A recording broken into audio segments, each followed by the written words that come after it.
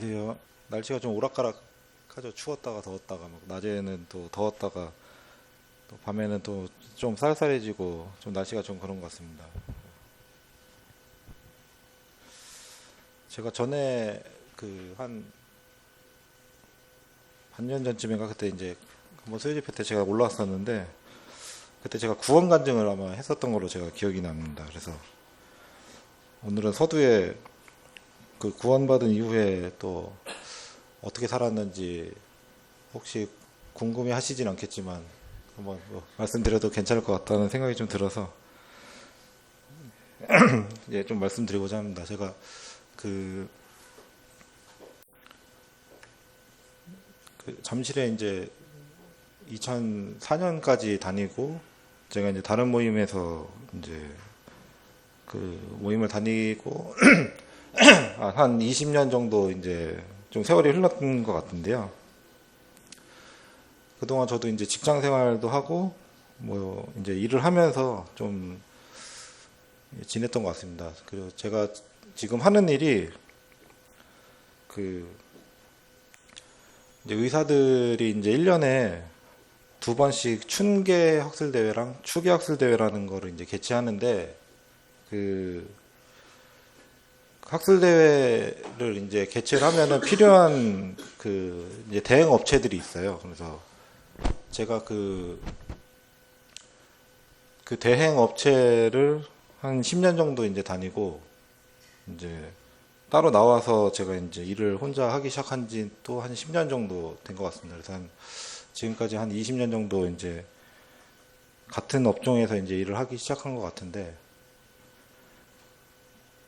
이제 이게 참 의사들이 뭐 지금 어쨌든 좀 이슈가 있으니까 오락가락 할 때도 있는데 의사들이 참 거래처를 한번 이렇게 만들어 놓으면 잘 안 바꿔요. 그래서 한번 이렇게 좀 친분을 쌓으면은 거의 반평생 가는 약간 그런 참 약간 특이한 그런 케이스라서 뭐 크게 어렵게 뭐 지내고 있는 것 같지는 않습니다, 제가. 근데 제가 이제 처음에 이제 저번 주 아니 저 앞전에 그 직장 세미나도 한번 이제 했던 걸로 제가 기억이 나는데 이제 그 주제를 제가 듣고 제가 어떻게 직장 생활을 하고 있는지도 좀 말씀드리면 좋을 것 같아서 이제 좀 예, 말씀드리고자 하고요. 이제 제가 처음에 직장 생활 그 회사에 이제 들어갔을 때 이제 이런 회사인지는 처음에는 이제 몰랐어요. 그래서 들어갔는데 그 학술 대회라는 거나 이제 세미나 뭐 그런 뭐 연수 교육 이제 이런 것들을 많이 담당을 하는데 이게 필연적으로 이제 주일에 일을 해야 되는 그런 이제 회사였습니다. 그래서 의사들도 이제 쉬는 날에 그런 어떤 학회를 해야 되기 때문에 항상 토요일 아니면 이제 일요일에 주로 많이 했는데요. 근데 저는 좀 운이 좋게도 직장 그 상사를 좀 잘 만나서 그 회사에 있는 동안에는 저만 이제 주 5일로 근무를 했었습니다. 그때 토요일하고 일요일은 항상 쉬었었고 이제 주일에는 이제 그 영업을 하는 그 직원들이 이제 나가서 일을 하고 그 직원들은 이제 평일에 쉬고 이제 그런 이제 회사를 다녔었는데요.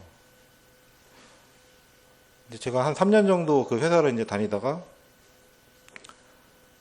이제 거기에 있는 그 부장님이 계셨는데 그 부장님이 이제 같이 나가자고 이제 한 거예요. 그래서 제가 이제 그 창업 멤버로 이제 따라서 나가게 됐습니다.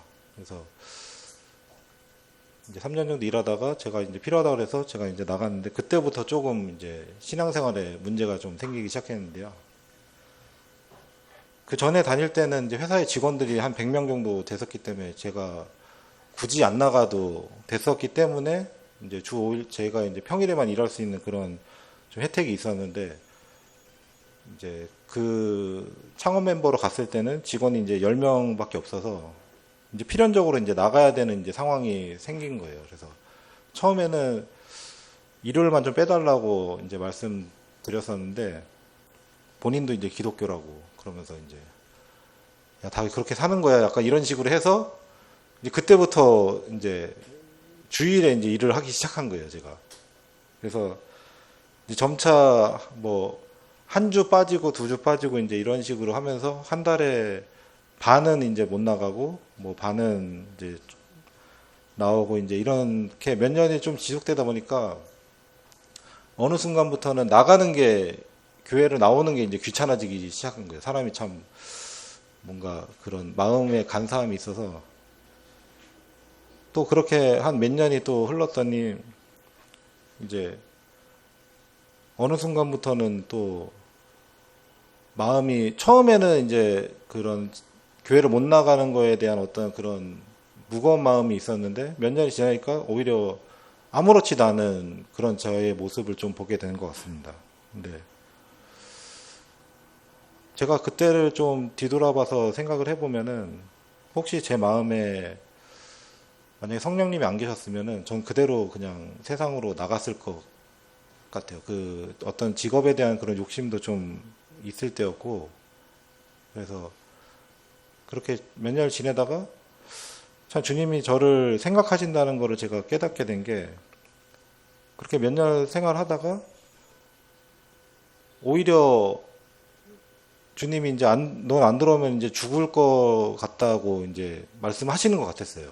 그래서 제가 이제 그런 직장 생활하고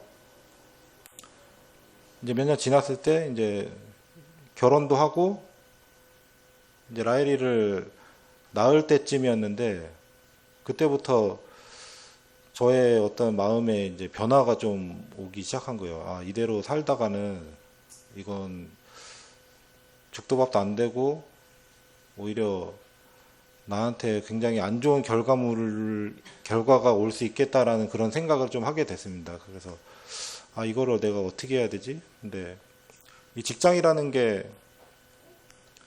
좀 먹고 사는 문제가 어쨌든 걸려 있는 거기 때문에 그냥 관둔다고 한다고 해서 대책이 있는 것도 아니고 그래서 참 고민을 굉장히 많이 하던 시기였는데 제가 이제 그런 어떤 결정을 혼자서 내리지 못하니까 그냥 주님이 좀 저를 아프게 하시더라고요. 그래서 병에 좀 제가 그때 좀 걸리게 하셔가지고 그냥 더 이상 일을 할 수 없는 상황에 좀 오게 된 그런 시기가 좀 있었습니다. 큰 병은 아니었고 그때 신장염에 제가 걸려가지고 한 몇 주 정도 이제 좀 누워 있었어요. 그래서 아, 이거는 계속 내가 생각했던 그냥 길로 가면 나는 다시 돌아올 수 없는 그 강을 건너겠구나라는 생각이 들어서 그때 그냥 일을 제가 이제 관두겠다고 그때 말씀을 드리고 이제 그때부터 좀 쉬게 됐습니다. 근데 제 개인적인 그 상황에서는 제가 그 다니던 회사가 이제 제가 그 받을 회사였거든요. 그 회사 자체가. 그래서 조금 더 일을 하면 이제 그 회사를 제가 이제 물려받을 회사였는데 참 포기하기도 좀 아깝기도 하고 뭔가 그런 어떤 아쉬운 마음이 좀 있었는데 그냥 그런 거 다 버리고 그냥 관둬야 되겠다라는 그런 마음을 주님이 좀 주신 것 같아요. 그래서 자매랑 교제하면서 난 그냥 관둬야 될 것 같다. 뭐라도 먹고 살 수 있지 않을까라는 이제 그냥 그런 생각으로 그냥 관두게 됐습니다. 그리고 뭐 주님이 먹여 살리시겠지라고는 어떤 그런 어떤 믿음이라기보다는 약간 뭐 어쨌든 그런 생각으로 제가 그때 관두게 됐는데 어떻게 된 건지 관두고 나니까 또 제 주변에 다른 사람들이 저를 좀 찾더라고요, 일을. 그래서 지금까지 이렇게 이르게 된 어떤 좀 상황이었는데요. 그래서 그냥 제가 그런 어떤 직장이나 이런 거에 대해서 조금 그 생각을 해보면 참 이게 사람이 첫 단추도 잘 끼워야 되고 참 직장 생활이 그런 어떤 그리스도인한테 얼마나 중요한 건지를 제가 개인적으로 많이 느꼈거든요. 잘못된 길로 빠지면 헤어날 수 없고 처음에 그 단추를 잘 끼워야 좀 그래도 주님이 이끌어 주시는 그 길로 가지 않을까라는 좀 생각을 해보게 된 어떤 저의 삶이었던 것 같습니다. 원래 제가 이게 정리를 했는데 자꾸 엉뚱한 소리가 나와가지고 참 희한하네. 그래서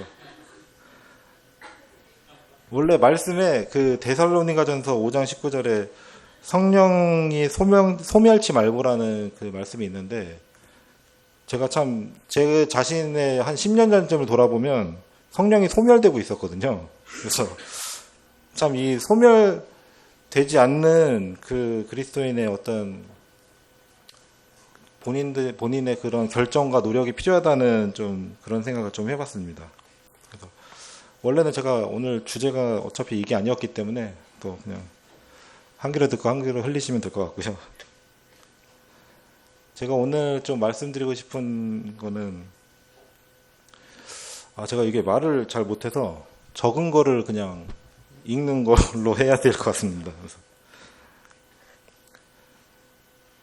제가 오늘 말씀드리고 싶은 주제는 우상과 신앙이라는 주제로 제가 좀 교제를 나누고 싶어서 좀 적어왔습니다. 그래서 좀 부제도 좀 생각을 해봤는데, 부제는 내가 만든 신은 무엇인가 라는 주제입니다.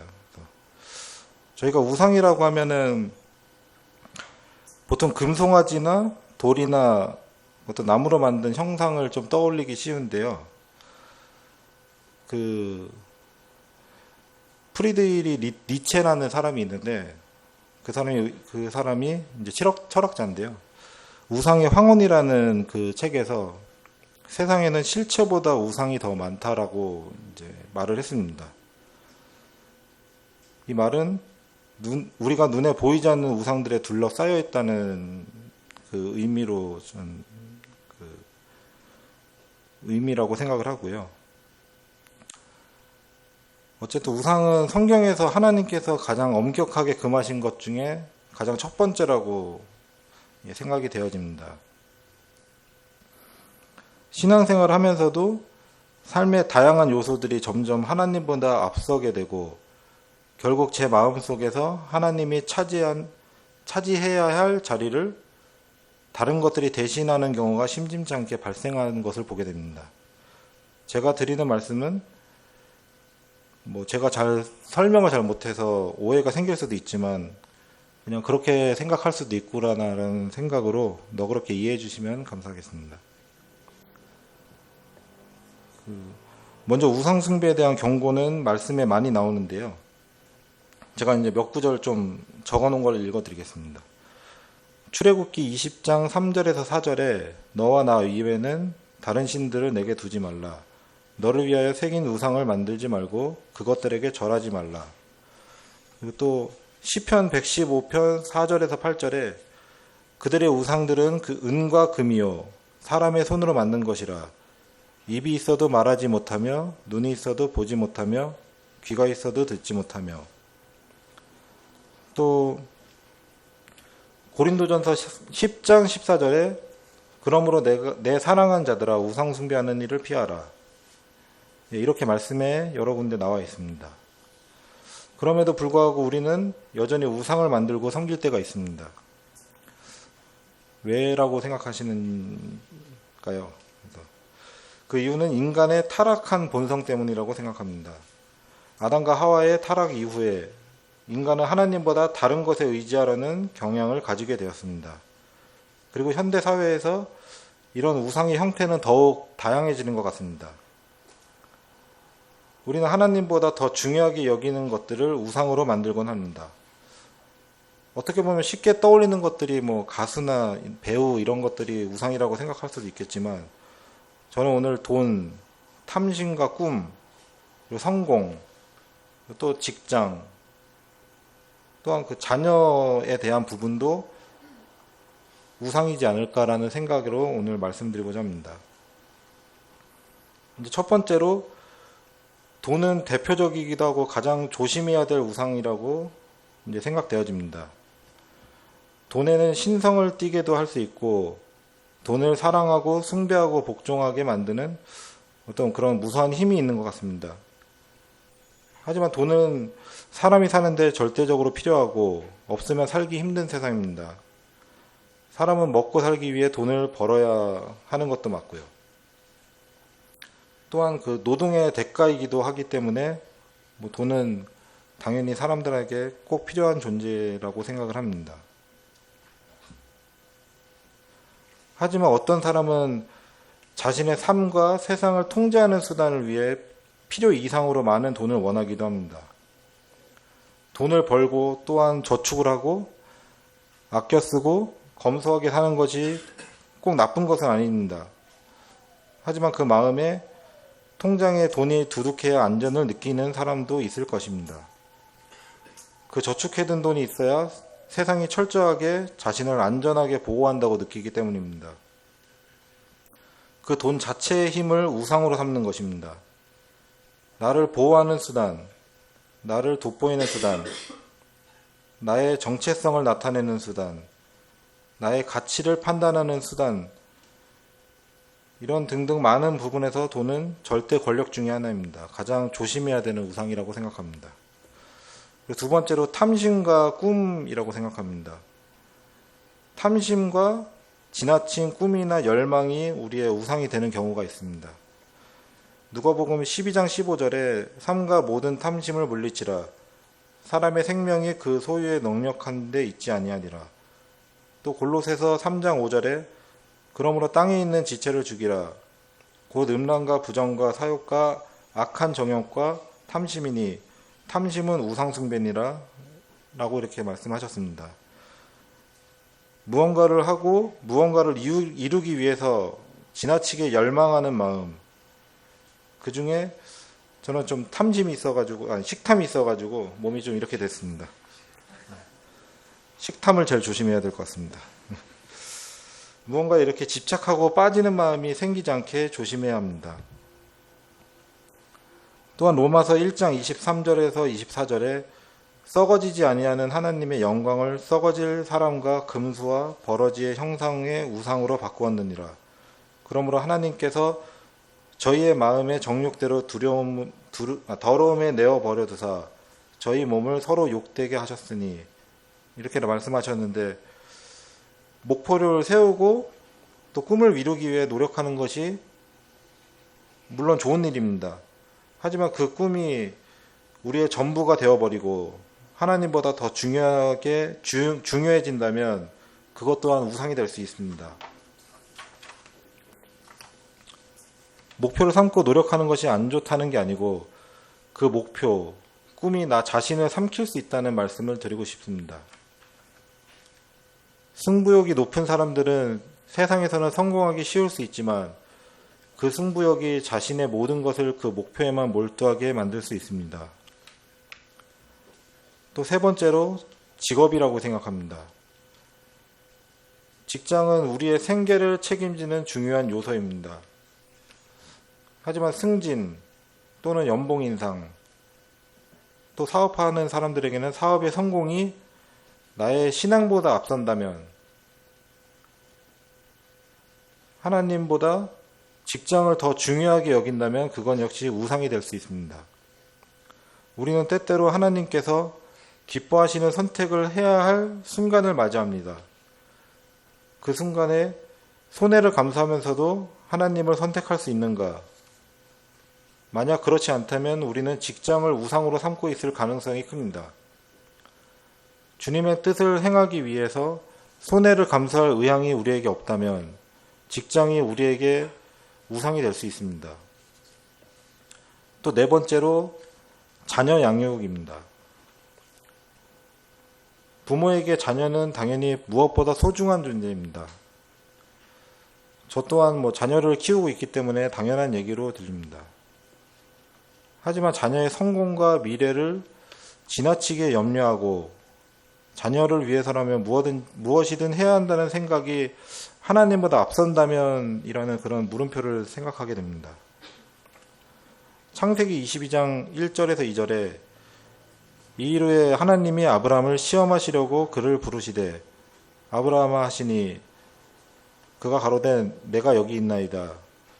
여호와께서 가라사대 내 아들 내 사랑하는 독자 이삭을 데리고 모리아 땅으로 가서 내가 내게 지시하는 한 산 거기서 그를 번제로 드리라.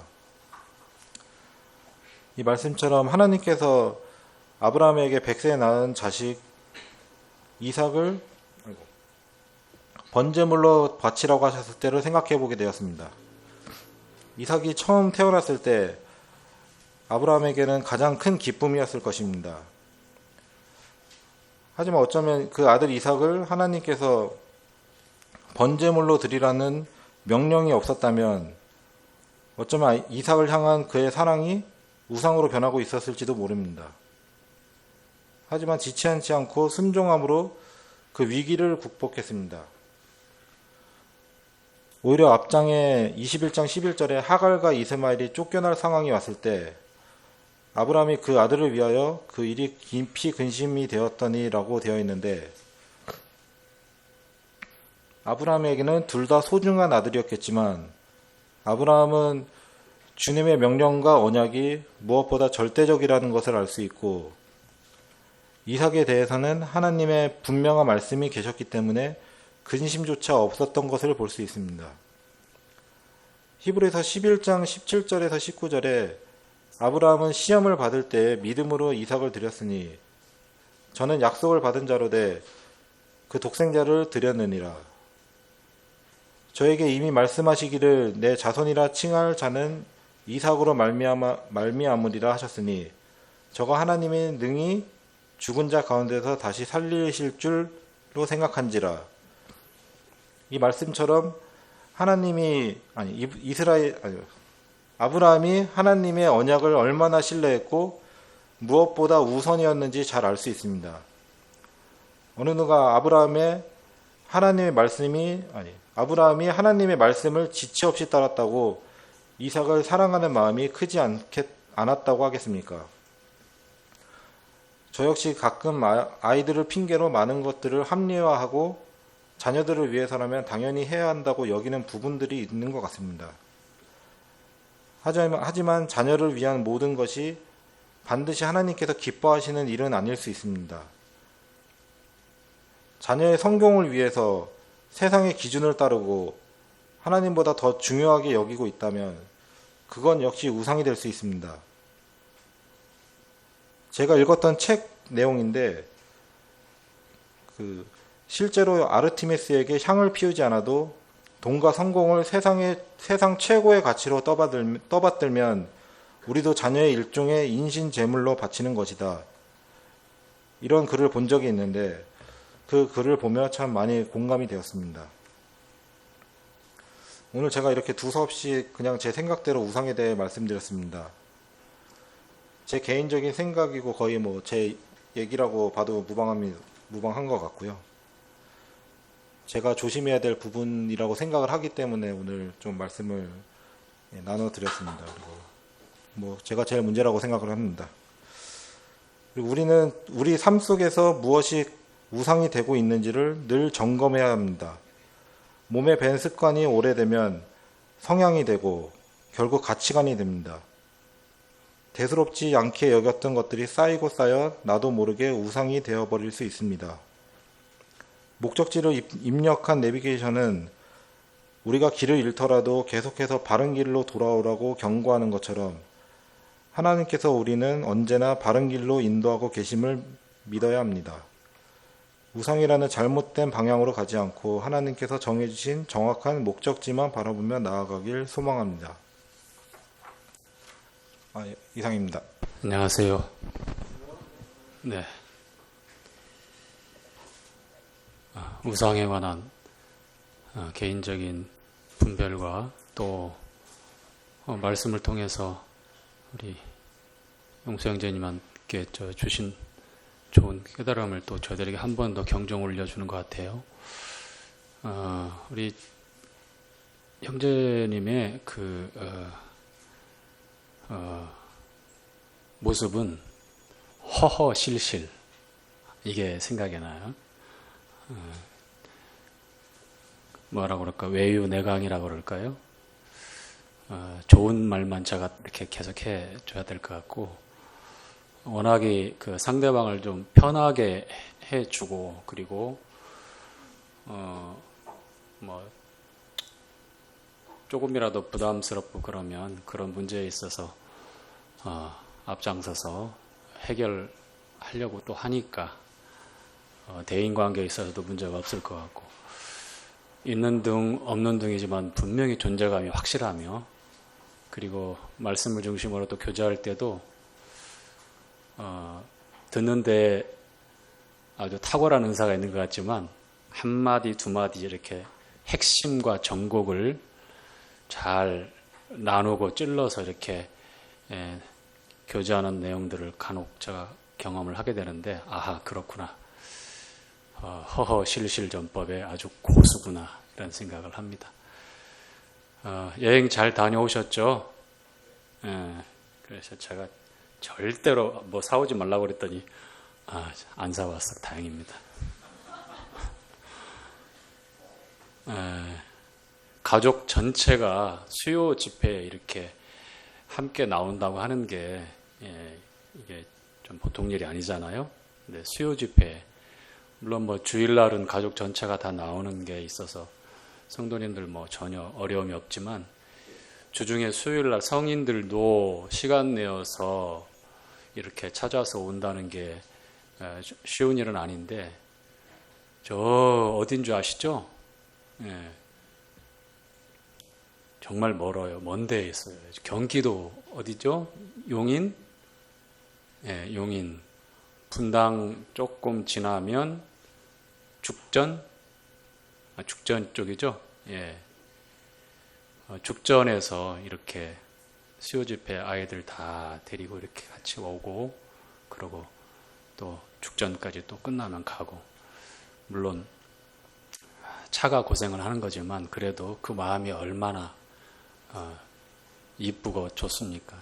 계속해서 우리 용생제님 가정, 또 주님께서 세세하게 돌보시고 인도하시고, 그리고 지금까지 그 좋은 그 전문직에 있는 분들하고 좋은 관계가 되어지고 또 하는 그 일들이 아직까지 어려움 없이 번창하고, 그러고 뭐 아주 튼튼한 것 같아요.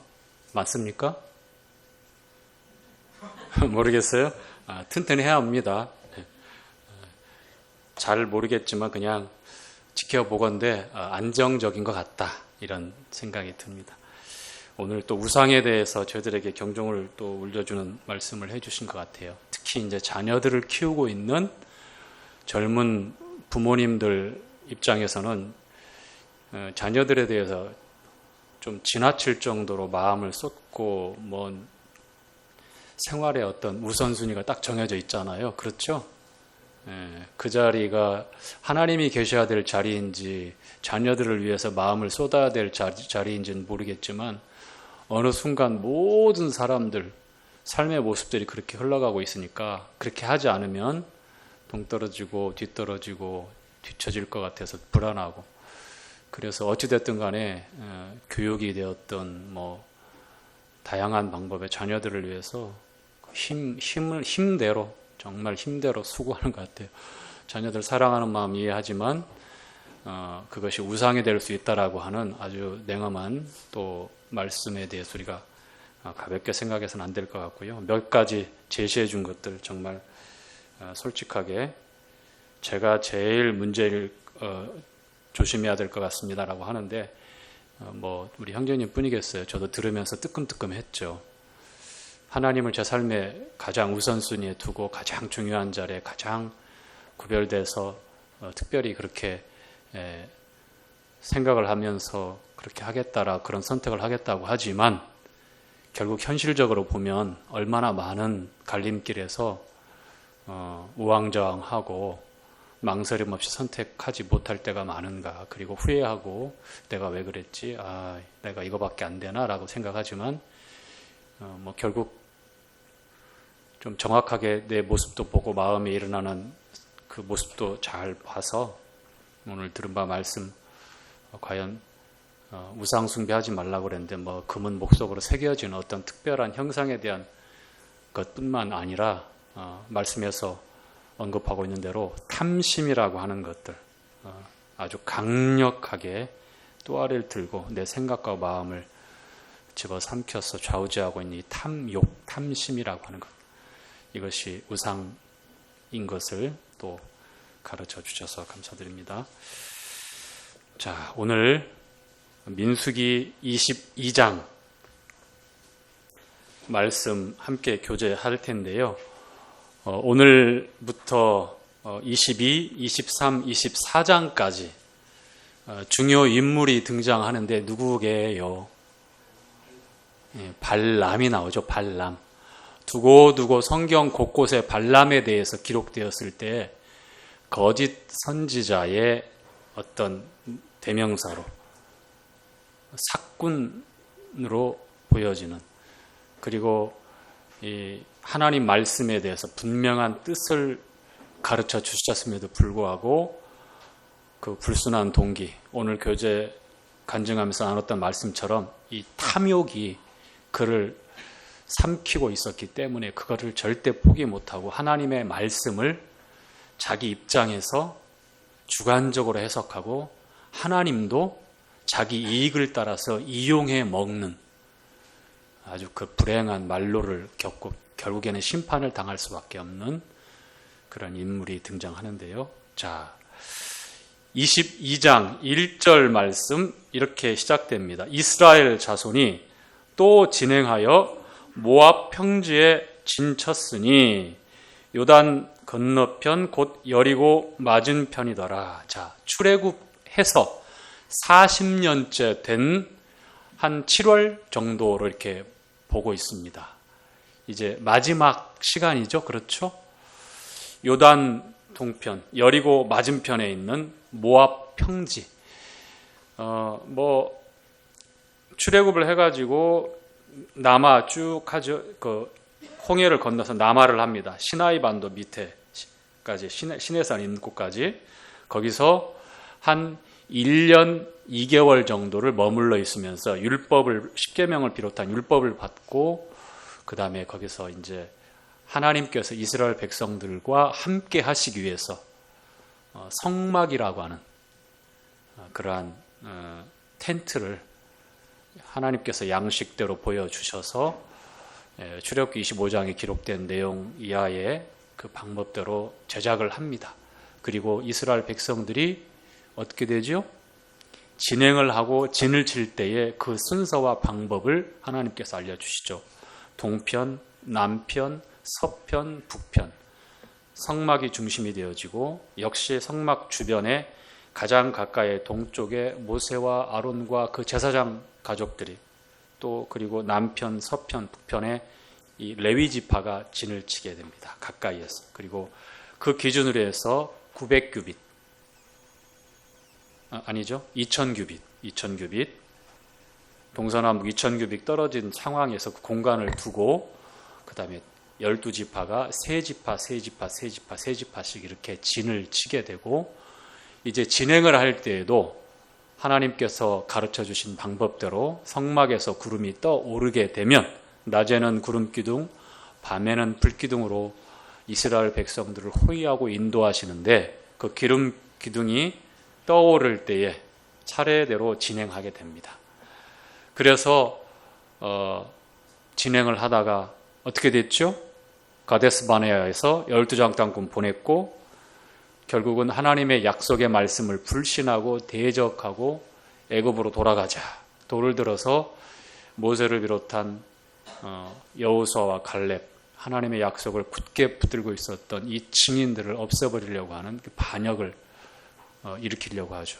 하나님께서 진노하셨고 모세의 중보를 통해서 이제 용서를 받지만, 그러나 광야에서 헤매고 출애굽한 1세대, 아버지 세대는 다 심판을 당하여 죽게 될 것을 말씀하셨죠. 그래서 약 38년의 시간 동안 바란 광야를 중심으로 해서 헤매다가 이스라엘 백성들이 이제 그 기간이 다 맞춰지고 40년째 되어서 이제 어디로 이동합니까? 모압 평지까지 올라온 겁니다. 이제 바로 눈으로, 이제 시야로 이제 가나안 땅이 보이는 거예요. 요단 건너가면 여리고성이 떡 첫 번째 성이 있는데, 요단강 동편의 모압 평지에 진을 치게 됩니다. 자, 이제 여기서부터 이제 어떤 일들이 일어나는데요.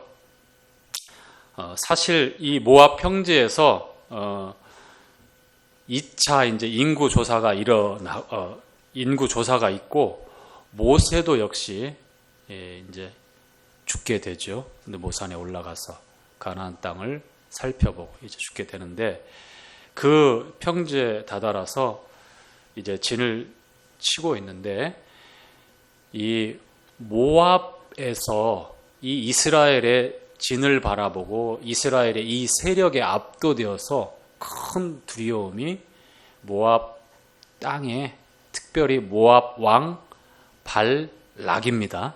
발람과 발락 이름이 비슷해가지고 혼동하면 안 돼요. 아시겠죠? 발락은 모압 왕이고 발람은 누구예요? 그냥 주술사로 합시다. 선지자라고 이름을 넣는 것도 어울리지 않는 것 같아요. 혼합 종교의 어떤 제사장 역할을 하고 있는 하나님 한 분만 섬기는 이스라엘 같은 그러한 선지자가 아니에요. 메소포타미아, 특별히 이제 유브라데 강변의 그 어느 한 지역에서 그 어떤 영적인 영향력을 아주 막강하게 행사하고 있는 소문이 자자했던 주술사예요. 이 발람이. 자, 이제 3절부터 쭉 6절까지 보면 모압 왕이 두려워합니다. 두려워하는 내용이 나오는데 왜 두려워할까요? 이스라엘 백성들이 심이 많아서 모압 백성들보다 인구수가 더 많았던 것 같아요. 자, 여러분 모압은요 이스라엘 백성들과 관계가 있어요, 없어요? 있는 그러한 민족이죠. 자, 모압의 조상이 누굽니까? 누구죠? 아브라함의 조카 롯이에요, 롯. 그런데 그 시작이 너무나 있어서는 안 되는 불행한 시작이 되어지죠. 소돔 고모라에서 잘못된 형태의 문화에 익숙해져 있었고 타락적인 문화가 그들 마음속에 생각에 지배했는데 역시 그 두 딸에게도 그러한 생각들이 있었고 그러한 삶의 방법이 전혀 문제가 안 됐었던 것 같아요. 근친혼, 잘못된 어떤 타락적인 그런 일들이 많았는데 소돔 고모라가 멸망했던 이유가 있죠, 그렇죠? 예, 죄악 때문에. 그런데 그 중에서도 아주 두드러진 죄악이 뭐냐면 동성애였습니다. 소도미스트라고 하는 영어 단어가 동성애자를 가리켜서 소도미스트라고 하는데 그 출처 유래가 바로 소돔이에요. 소돔. 겨우 4명이 그것도 하나님의 은혜, 이 아브라함의 아주 간절한 중보에 의해서 하나님의 은혜를 따라서 천사들이 억지로 양손에 두 사람에서 롯과 그 아내, 그 다음에 2딸만 이렇게 나오게 되고 하나님의 유황, 비가 내려서 막 다 뒤집어지고 땅에서도 불이 솟구치고 해서 잿더미가 되어버리죠. 그래서 겨우 이제 목숨 유지하고 소알성에 들어갔다가 거기서도 분위기가 심상치 않잖아요. 유일한 생존자이고 사람들이 수군수군대고 목숨 위태로울 것 같던 잘못된 그러한 생각을 가지고 있었죠. 물론 그 들에 있었던 조그만한 소알성이나 뭐 그런 성들도 아마 심판의 대상이었을지 모르겠지만 롯 때문에 아마 제외가 됐을 것으로 보여져요. 그러니 그 악한 그 생각과 문화를 가지고 있었던 그 성 사람들이야 하나님의 사람들 그 롯의 가족들에 대해서 얼마나 좀 거북하게 보고 생각하고 있었을까요? 그 아내는 이제 소금기둥이 되어버렸죠. 그래서 결국은 거기서 견디지 못하고 롯이 2딸과 함께 산으로 도피하고 나갑니다. 그래서 이제 굴 가운데서 몇 날 며칠을 지내는데 2딸이 자신들의 장래가 암울한 거예요. 우리를 아내로 맞이할 그런 사람이 없을 것 같다. 해서 언니 동생이 작당을 해서 아버지에게 아주 곤드레 만들어야 되게끔 술 취하게 만들어서 어떻게 했죠? 첫날은 큰딸이, 둘째 날은 둘째 딸이 동침을 하게 됩니다. 그래서 자기들 말대로 이 땅에 자손을 퍼뜨리자라고. 첫째 아버지와 첫째 딸 사이에서 나온 첫째 아들이 모압이고, 그리고 둘째 딸 사이에서 나온 아들이 누구예요? 암몬입니다. 암몬. 모압 족속과 암몬 족속은 불행하게도 그러한 관계가 되어져 있어요. 이스라엘 백성들과 먼 친척 관계죠. 그리고 중요한 것은 하나님께서 모압과 암몬을 심판의 대상으로 정하셨습니까? 출애굽할 때 그러지 않으셨어요. 에돔 족속에 대해서도 마찬가지였죠. 그렇죠? 사해 남서쪽에 있었잖아요. 에돔을 지나서 아모리 사람들 격파하고 모압 땅, 그리고 모압 위에 또 암몬이 있어요. 이렇게 차례대로. 지금 요르단 지방입니다. 요르단. 현재. 모압 왕 발락은 아모리족 속의 시온과 바산왕 옥에 대해서 이스라엘 백성들이 그렇게 격파하고 진멸한 그 전쟁사를 듣고서 더 두려움이 커진 거예요. 그래서 자신들도 오히려 이제 과민 반응을 하면서 이제 맞서서 싸워서 이겨야 되겠다. 그래서 방법을 이제 강구한 끝에 어떤 방법을 강구하느냐? 바로 이 발람. 자, 5절에 보니까 그가 사자를 부올의 아들 발람의 본향 강변 부돌에 보내어 발람을 부르게 하여 가로되 하면서 쭉 얘기합니다. 자, 메소포타미아 지역에 살고 있어요. 지금 그 유브라데 강변에 살고 있는 이 부돌이라고 하는 데가 이 발람은 이 주술사고 혼합 종교, 특별히 하나님도 알고 있지만 절대적인 유일한 창조자 전능자로 섬기는 것이 아니라 많은 신들 중에 하나. 그 당시 다 그랬거든요. 아브라함 때도 마찬가지지만 뭐 달신, 해신, 무슨 신들, 많은 신들이 있었어요. 혼합 종교들이 많았단 말이에요. 그런 주술사, 그런 제사장이었습니다.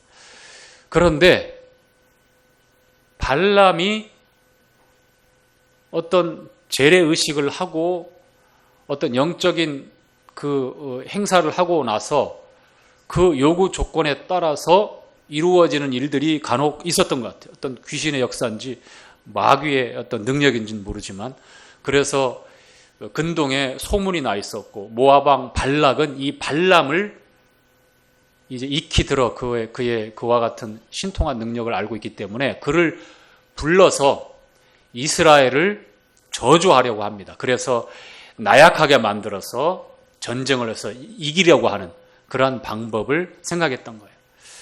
그래서 발락이 발람을 이제 부르게 되죠. 자, 이제 7절부터 14절까지의 내용에 보니까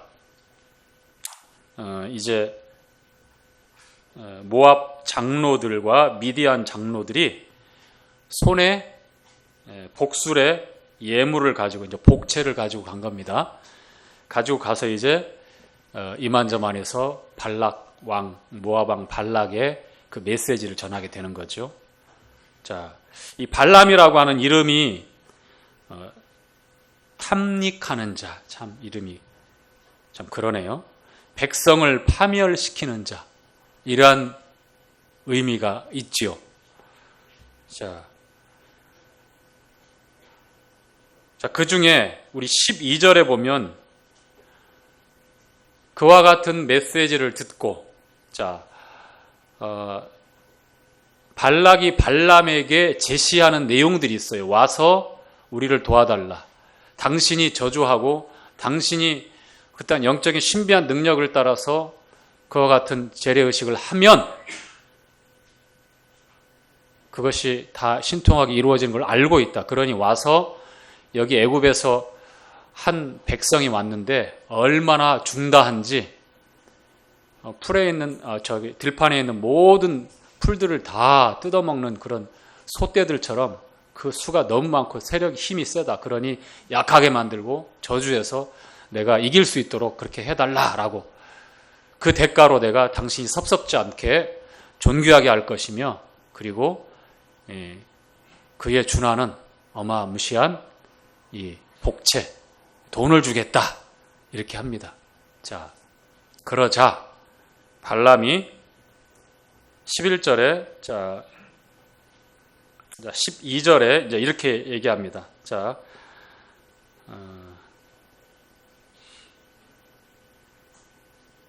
12절에 함께 읽을까요?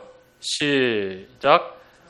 하나님이 발람에게 이르시되 너는 그들과 함께 가지도 말고 그 백성을 저주하지도 말라. 그들은 복을 받은 자니라. 자, 발람이 하나님께 이런저런 일로 모압의 장로들과 미디안의 장로들이 와서 이렇게 제안을 합니다. 그 내용은 이스라엘을 저주하라고 하는 내용입니다. 하나님께서 발람에게 나타나셔서 하시는 말씀이에요. 참 이 대목을 보면 우리가 좀 의아해하는 내용이에요. 한낱 이런 주술사들을, 혼합종교의 제사장들에게 하나님이 나타나셔서 그렇게 말씀하신다고 하는 내용들. 자, 하나님께서 하나님의 경륜과 섭리를 따라서 하시고자 하는 분명한 일이 있습니다.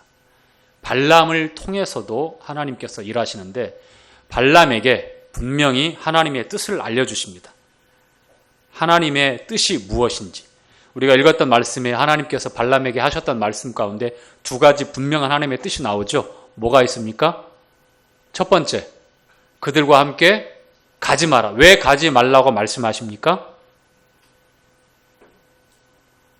하나님의 백성들, 이스라엘 백성들을 저주하기 위해서 가는 것, 거기에 동참하는 것은 하나님을 대적하는 거잖아요. 그렇죠? 하나님의 백성을 저주한다고 하는 것은 하나님을 대적하는 거예요. 가지 말라고 하는 거예요. 두 번째, 뭘 하지 말라고 그래요? 저주하지 말라고 합니다. 두 가지 하나님의 분명한 뜻을 발람을 통해서 알려주셨어요. 발람이 그걸 들었습니다. 왜냐하면 왜 가지 말아야 되고 저주하지 말아야 되냐? 이 이스라엘 백성은 복을 받은 백성이기 때문이다. 하나님의 백성이라는 거예요. 복을 받았다. 잘 먹고 잘 산다. 무병장수한다. 아무 문제가 없다. 그런 의미입니까? 하나님이 함께 하신다는 거예요. 복의 근원 되시는 하나님께서 처음부터 끝까지 다 아시는 겁니다.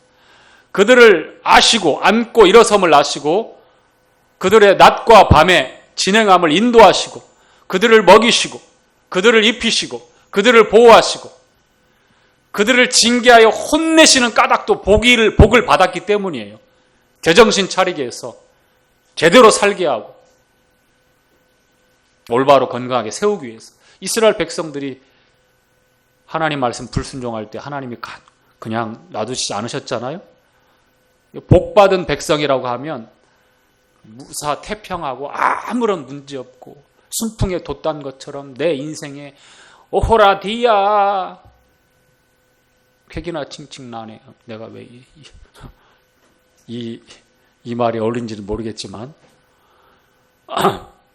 그렇게 살고 뭐 아무 근심 걱정 없이 살고 물론 그걸 다 꿈꾸지만 그것이 복받은 어떤 그런 모습의 전부는 아니잖아요.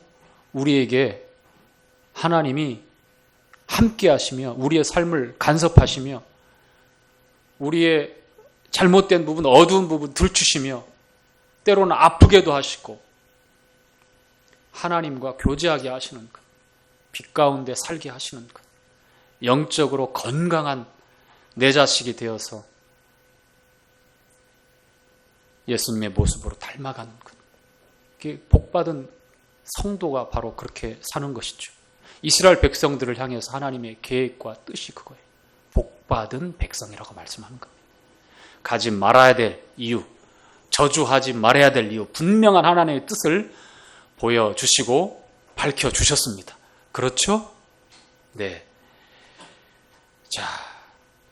그런데 이제 첫 번째 그 발락 왕의 제안, 그 초청을 발람은 거절했습니다. 아주 잘했죠?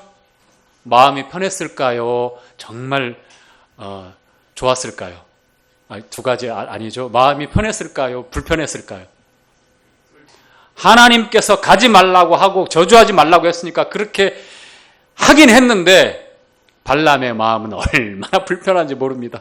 아유, 그 많은 돈, 그 명예, 나를 높여준다고 하는데 저 부돌에서가 아니라 이제 모압 땅에서 이 강력한 이 사람들 사이에서, 자, 한 장 넘기시면 이제 15절부터 이제 20절까지 이제 두 번째 발락 왕이 이번에는 이제 두 번째 이제 제안을 하는데 이번에는 또 사람을 또 다시 보내는데 어떤 사람들을 보냅니까? 더 직급이 훨씬 높고 존귀한 사람들. 그러니까 모압에 아마 장관들 정도는 되겠죠. 처음에는 차관 정도 보냈거나 뭐 존경받는 장로들 이렇게 보냈다면 이번에는 실제적으로 권력을 행사하는 장관 정도의 사람들을 대동하고 거기다가 또 뭘 더 가지고 왔겠어요? 그렇죠. 돈, 예물, 복채를 두둑히 수레에 가득히 싣고 눈에 보여질 때에 현혹될 수밖에 없는, 탐심이 요동쳐서 거절하지 못할 정도의 그러한 이제 조건을 가지고 또 가는 겁니다. 그래서 이제 15절부터 20절까지 보니까 두 번째 또 제안을 하면 똑같이 얘기합니다. 이제 더 적극적으로 하죠. 자, 우리 17절부터 한번 읽어볼까요? 자, 발락이 발람에게 이렇게 전하고 있는 얘기입니다. 17절, 18절, 19절, 20절까지 함께 읽죠. 시작. 내가 그대를 높여 크게 존귀케 하고 그대가 내게 말하는 것은 무엇이든지 시행하리니 청컨대 와서 나를 위하여 저주하라 하시더라. 발람이 발락의 신하들에게 대답하여 가로되 발락이 그 집에 은금을 가득히 채워서 내게 줄지라도 내가 능히 여호와 하나님의 말씀을 어기어 덜하거나 더하지 못하겠나. 자, 일단 거기까지요. 자, 지극히 높여주고 존귀케 해주겠다. 자, 18절에 발람의 답변이 보니까 여러분 이 답변을 그대로 받아들이면 곤란합니다. 은금을 그 집에다가 가득 채운들 내가 하나님의 말씀했는데 하나님의 뜻을 거스리고 그것을 더하거나 덜할 수 없다라고 이렇게 답변을 했죠. 이게 진심일 것 같습니까? 안 진심. 정확히 보셨습니다. 진심이 아닙니다. 무슨 말이냐면 복채를 더 가져와라. 그렇죠. 지금 조건을 좀 더 상향한 거예요. 은금을 그 집에다가 가득히. 이게 발람의 마음이에요. 그가 지금 품고 있었던 이 탐욕이 그대로 드러나고 있는 거예요. 잘못하면, 그래도 발람이 그래도 신앙의 지조가 있네. 이렇게 생각할 수 있는데 그게 아닙니다. 자, 19절 함께 읽겠습니다. 19절. 그런즉 시작. 그런즉 이제 너희도 이 밤에 여기서 유하라. 여호와께서 네게 무슨 말씀을 더하실는지 알아보라. 자, 19절 보십시다. 너희도 첫 번째 왔던 사람들처럼 여기서 저녁에 자고 있어. 혹시 하나님께서 나에게 더 하실 말씀이 있을지 몰라. 더. 자, 하나님께서 이미 하나님의 뜻을 발람에게 말씀하셨습니까? 이미 말씀하셨죠. 가지 마라. 저주하지 마라. 왜냐하면 이스라엘 백성들은 복받은 백성이기 때문이다. 내가 저희 하나님이기 때문이다. 그런데 더. 자, 여기에 바로 발람의 진심이 있어요. 자기 마음은 가고 싶은 거예요. 금은 보화가 탐이 난 거예요. 높은 자리에 그 지위와 명예가 포기할 수 없는 자기의 뭐라 그럴까 지금까지 살아온 삶의 목표가 되어버렸던 거예요. 이제 그걸 다 이루어주겠다고 하니까 이제 마음은 다 내일 눈만 뜨면 그냥 당장에 달려가고 싶은데 하나님 말씀하셨잖아요. 만약에 발람이 하나님을 경외하고 하나님의 말씀에 절대적으로 그 말씀을 따라 순종하는 그런 제사장이었다면, 그런 선지자였다면 이와 같은 20절 같은 말씀을 했을까요? 돌아가십시오. 그렇게 얘기를 하는 것이 답 맞죠? 정확히 맞죠? 그렇죠? 이 밤에 유하라. 혹시 하나님께서 나에게 더 하실 말씀이 있을까요? 자, 20절. 20절에 이제 20절까지 하고 오늘 마무리해야 될 것 같습니다. 20절 함께 읽죠. 밤에 시작. 밤에 하나님이 발람에게 임하여 이르시되 그 사람들이 너를 부르러 왔거든 일어나 함께 가라. 그러나 내가 내게 이르는 말만 준행할지니라. 하나님, 첫 번째는 가지 말라고 하시더니 두 번째는 가라라고 말씀하시네요. 무슨 의미일까요? 22장 읽으면서 저를 비롯해서 우리 성도님들 많이 혼란스러우실 수 있습니다. 하나님의 의중이 어디 있느냐? 20절 말씀은 악한 의지를 가지고 불순한 동기를 포기하지 않는 발람을 향해서 하나님께서 네 맘대로 해라 라는 말씀이에요. 왜냐하면 21절에 22절에 하나님이 진노하는 내용이 나와요. 아침에 출발하는 그 서둘러서 마음이 이제 분주해요. 발람이 이제 가면 자기의 금은 보하며 이 명예와 물질 평생에 이루고자 했던 자기의 꿈이 다 이루어질 것 같아요. 하나님은 이미 하나님의 뜻을 말씀하셨지만 그 뜻을 알고 있음에도 불구하고 거역하고 거스리는 이 불신앙의 이 악한 의지는 반드시 하나님이 심판하십니다. 발람에게만 그런 게 아니에요. 발람에게만 그런 게 아닙니다. 자, 오늘은 여기까지 교제하시고요. 왜 하나님께서 가라고 했을까? 우리가 무엇을 22장 이제 마무리하면서 나머지 말씀을 이제 다음에 또 교제하겠지만 성경 말씀에 보면 성령을 근심하게 하지 말라. 에베소 4장에 나오죠. 그 다음에 간증 말씀의 서두에 성령을 소멸치 말라. 이 소멸이라는 말 보니까 성령이 사라진다는 게 아니라 억누르는 거. 그러니까 성령의 활동력을 우리 안에서 하나님이 일하시는 것을 방해하는 거예요. 누가요? 내 자신이 그럴 수 있습니다. 여러분이 그럴 수 있다는 거예요. 발람의 그 행동은 하나님의 뜻을 거스리고 자기의 탐욕과 욕심을 따라서 끊임없이 가고자 하는 불순종입니다. 사울왕이 아말렉을 진멸하라고 하는 하나님의 말씀을 들었지만 자기들이 볼 때에, 사울왕이 볼 때에 어땠습니까? 좋은 우양, 가축들은 남겨놨어요. 그리고서 나중에 하는 말이 하나님께 제물로 드리려고 그랬습니다 라고 이렇게 살짝 왜곡이 아니네요. 자신의 탐욕과 욕심을 어떻게 해요? 하나님의 이름을 가리켜서 하나님께 예배 드린다는 그 명분을 살짝 가져와 가지고 그렇게 가리고 말았습니다. 결과가 어떻게 되는지 여러분 잘 아시잖아요. 그렇죠? 다음 주에 이어서 함께 교제하도록 하시죠. 마치겠습니다.